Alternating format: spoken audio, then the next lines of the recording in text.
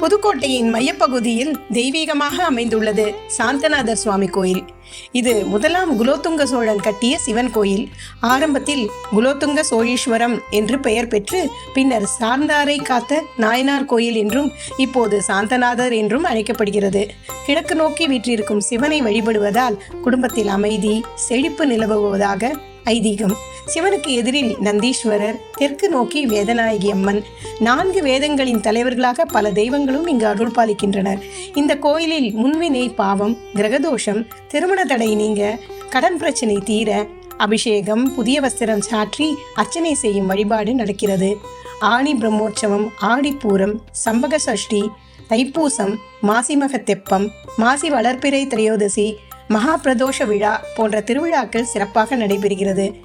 இங்கு வந்து சுவாமியை வழிபட்டால் ஒரே நேரத்தில் காசி ராமேஸ்வர யாத்திரை சென்று வந்த புண்ணியம் கிடைக்கும் என்பது பக்தர்களின் நம்பிக்கை. காலை 6 மணி முதல் இரவு 8 மணி வரை கோயில் திறந்திருக்கும். பக்தியை பெற்றவரின் மனதில் அமைதி, செழிப்பு மற்றும் தெய்வீக அருள் நிரம்பிய அனுபவத்தை வழங்குகிறது.